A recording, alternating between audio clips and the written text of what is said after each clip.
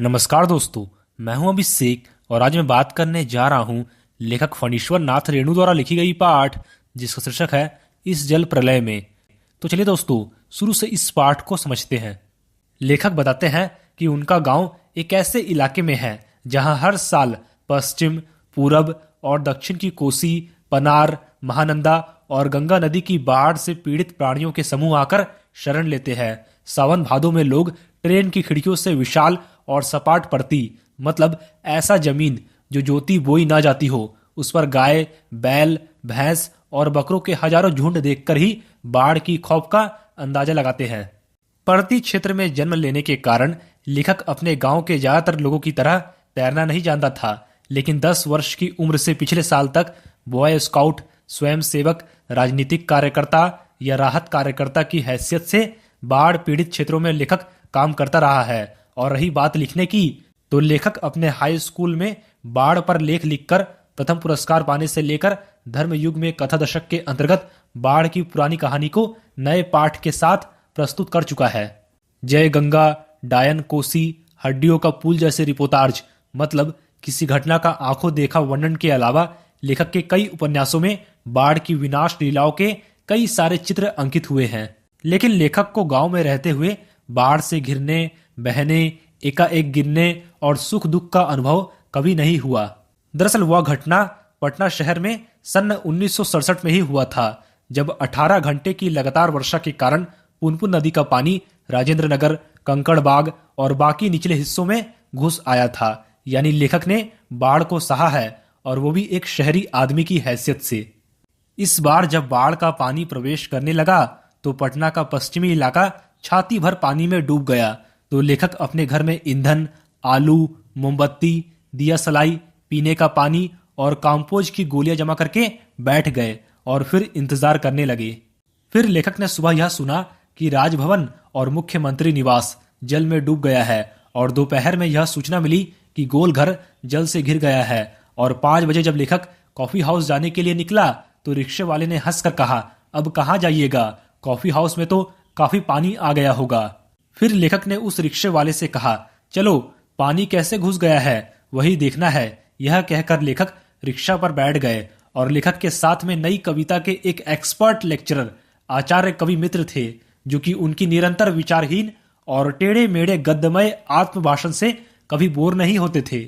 Motor, scooter, tractor, motorcycle, truck, टमटम, cycle, rickshaw पर और पैदल ही लोग पानी देखने आ रहे थे और फिर पानी देखकर वापस लौट रहे थे। देखने वालों की आंखों में और जुबान पर एक ही जिज्ञासा थी कि आखिर पानी कहां तक आ गया है। क्या पानी फ्रेजर रोड पर आ गया और रोड को पार कर गया, श्री कृष्णापुरी, पाटलिपुत्र कॉलोनी और बोरिंग रोड से पानी पार हो गया? इंडस्ट्रियल एरिया का तो नहीं पता, शायद भट्टाचार्जी रोड पर पानी आ गया होगा। छाती भर तक पानी है, और विमेंस कॉलेज के पास तो काफी पानी आ गया है। जब लेखक कॉफी हाउस के पास पहुंचे तब कॉफी हाउस बंद कर दिया गया था। सड़क के एक किनारे एक मोटी रस्सी की आकार में गेरुआ झाग फेन में उलझा पानी तेजी से सरकता आ रहा था। फिर लेखक ने कहा, आचार्य जी आगे जाने की जरूरत नहीं है, वो देखिए आ रहा है मृत्यु का तरल दूत। तभी डर के मारे लेखक के दोनों हाथ जबरदस्ती जुड़ गए और भयपूर्वक प्रणाम निवेदन में उनके मुंह से कुछ शब्द निकले। हाँ, मैं बहुत कायर और डरपोक हूँ, लेकिन रिक्शा वाला काफी बहादुर है। वह कहता है, चलिए ना थोड़ा और आगे। तभी भीड़ का एक आदमी बोला, ए रिक्शा, पानी की धार बहुत तेज है, आगे मत जाओ। फिर लेखक ने रिक्शे वाले से विनती भरे स्वर में कहा, रिक्शे को यहाँ से वापस लौटा ले भैया, आगे बढ़ने की जरूरत नहीं। इसके बाद रिक्शा वाला अपना रिक्शा मोड़कर अप्सरा सिनेमा हॉल के बगल से गांधी मैदान की ओर चल दिया। पैलेस होटल और इंडियन एयरलाइंस दफ्तर के सामने पानी भर रहा था। गांधी मैदान की रेलिंग के सहारे हजारों लोग खड़े होकर पानी की तेज धारा को देख रहे थे। दशहरा के दिन रामलीला के राम के रथ की प्रतीक्षा में जितने लोग रहते हैं, वहां पर उससे कम लोग नहीं थे। गांधी मैदान के आनंद उत्सव, सभा सम्मेलन और खेल कूद की सारी स्मृतियों पर धीरे धीरे एक गेरुआ आवरण आच्छादित हो रहा था। हरियाली पर धीरे धीरे पानी फिरते देखने का अनुभव बिल्कुल नया था। इसी बीच एक अधेड़, मुस्टंड और मूर्ख व्यक्ति जोर जोर से बोल उठा, जब दानापुर डूब रहा था तो पटनिया बाबू लोग उलट कर देखने भी नहीं गए। फिर लेखक ने अपने आचार्य कवि मित्र से कहा, पहचान लीजिए, यही है वह आम आदमी जिसकी खोज हर साहित्यिक सभाओं में होती रहती है। उसके कथन में दानापुर के बदले उत्तर बिहार या कोई भी बाढ़ग्रस्त ग्रामीण क्षेत्र जोड़ दीजिए। शाम के 7:30 बज चुके थे और आकाशवाणी के पटना केंद्र से स्थानीय समाचार प्रसारित हो रहा था। पान की दुकानों के सामने खड़े लोग चुपचाप बड़े उत्सुक होकर सुन रहे थे कि पानी हमारे स्टूडियो की सीढ़ियों तक पहुंच चुका है और किसी भी क्षण स्टूडियो में प्रवेश कर सकता है। यह समाचार दिल दहलाने वाला था। सभी लोगों का कलेजा धड़क उठा। लेखक के मित्र के चेहरे पर भी डर की कई रेखाएं उभरी, लेकिन सभी लोग तुरंत ही सामान्य हो गए क्योंकि चारों तरफ कहीं भी कोई परेशान नजर नहीं आ रहा था। पानी देखकर लौटते हुए लोग आम दिनों की तरह हंस बोल रहे थे, बल्कि आज तो थोड़ा अधिक लोग ही उत्साहित थे। दुकानों में थोड़ी हड़बड़ी थी। वहां पर नीचे के सामान ऊपर किए जा रहे थे। रिक्शा, टमटम, ट्रक और टेम्पो पर लोग अपने सामान लाद कर जा रहे थे। खरीद बिक्री एकदम बंद हो चुकी थी, लेकिन हाँ, पान वालों की बिक्री अचानक बढ़ गई थी। इतने संकट से कोई प्राणी भयभीत नहीं दिख रहा था। लेखक को लगा कि पान वाले के आदमी के कद के बराबर आईने में उतने लोगों के बीच हमारी ही सूरतें मनहूस नजर आ रही थी। फिर लेखक ने सोचा कि अगर हम यहाँ थोड़ी देर भी ठहरेंगे तो वहां खड़े लोग किसी भी क्षण बहुत जोर से हम पर हंसकर यह कह सकते थे कि जरा इन कायरों का हुलिया देखो, क्योंकि वहां ऐसी ही बातें चारों तरफ से उछाली जा रही थी कि एक बार डूब ही जाए। तमिलनाडु के धनुष कोटी की तरह कहीं पटना भी लापता ना हो जाए। राजेंद्र नगर चौराहे पर मैगजीन कॉर्नर की आखिरी सीढ़ियों पर पत्र पत्रिकाएं पहले की तरह बिछी हुई थी। तभी लेखक ने सोचा कि एक सप्ताह की खुराक एक ही साथ ले लूं। आखिर क्या क्या ले लिया जाए, हेडली चेज या एक ही सप्ताह में फ्रेंच या जर्मन सिखा देने वाली किताबें या फिर योग सिखाने वाली कोई चित्रयुक्त किताब। लेखक को इस तरह किताबों को उलटते पलटते देखकर दुकान का एक नौजवान मालिक कृष्णा पता नहीं क्यों मुस्कुराने लगा।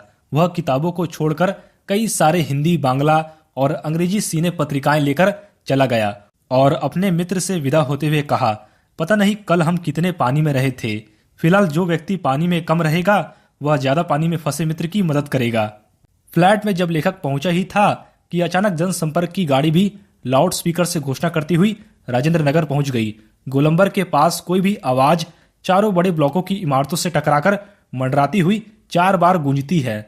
सिनेमा या लॉटरी की प्रचार गाड़ी गोलंबर के पास पहुंचते ही भाइयों शब्द पुकारते ही एक क्षण के लिए चुप हो जाती है और फिर भाइयों शब्द मंडराती हुई गूंजती रहती है।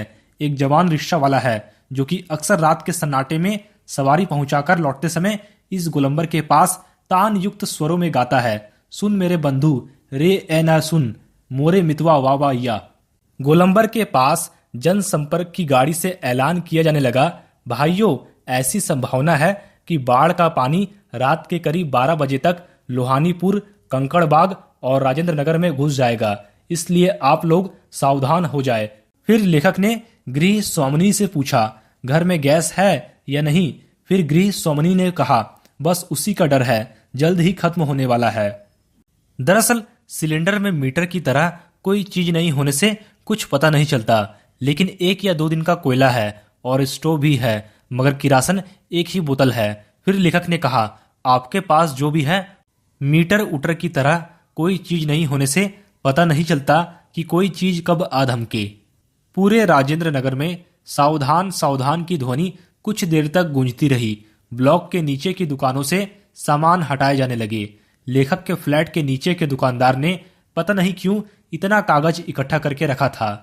उन्होंने एक अलाव लगाकर सुलगा दिया, जिस कारण लेखक का कमरा धुएं से भर गया। सारा शहर जगा हुआ है। लेखक कहते हैं कि पश्चिम की तरफ से कान लगाकर सुनने की कोशिश करता हूँ। पीर मुहानी या सालिमपुरा अहरा या जनक किशोर नवल किशोर रोड की तरफ से कुछ हलचल की आवाज आ रही है। लगता है कि रात के 1-1:30 बजे तक पानी राजेंद्र नगर पहुंचेगा। मैं जरा सोने की कोशिश करता हूँ, लेकिन क्या मुझे नींद आएगी भी? नहीं, काम्पोज की टिकिया अभी नहीं लूंगा। सोच रहा हूँ कि कुछ लिखूं, लेकिन क्या लिखूं? कविता, शीर्षक बाढ़। मुझे नींद नहीं आ रही। एक एक करके स्मृतियां आने लगी। सिनेमा के अव्यवस्थित दृश्यों की तरह सन 1947 में मनिहारी के इलाके में स्वर्गीय सतीनाथ भादुड़ी गुरुजी के साथ गंगा मैया की बाढ़ से पीड़ित क्षेत्र में लेखक नाव पर जा रहे हैं। चारों तरफ पानी ही पानी था। तभी दूर एक द्वीप जैसा मिट्टी का बड़ा सा टीला दिखाई पड़ा। तभी लेखक ने भादुड़ी जी से कहा, क्यों ना वहां चलकर जरा चहलकदमी करके अपनी टांगे सीधी कर लिया जाए। तभी भादुड़ी जी कहते हैं, सावधान, ऐसी जगहों पर कदम रखने के पहले यह मत भूलना कि तुमसे पहले ही वहां हर तरह के प्राणी शरणार्थी के रूप में मौजूद रहेंगे और चींटी चींटे से लेकर सांप बिच्छू और लोमड़ी सियार तक यहाँ शरण ले रहे थे। भादुड़ी जी का आदेश था कि हर नाव पर पकाही घाव की दवा, दिया सलाई की डिबिया और किरासन तेल रहना चाहिए। लेखक आगे कहते हैं कि 1949 में महानंदा की बाढ़ से घिरे वापसी थाना के एक गांव में हम पहुंचे तो हमारी नाव पर रिलीफ के डॉक्टर साहब थे। गांव के कई सारे बीमार लोगों को नाव पर चढ़ाकर कैंप में ले जाना था। तभी एक बीमार नौजवान के साथ उसका कुत्ता भी कुई कुई करते हुए नाव पर चढ़ गया। डॉक्टर साहब उस कुत्ते को देखकर भयभीत हो गए और चिल्लाने लगे, अरे कुकुर नहीं, कुकुर नहीं, कुकुर को भगाओ।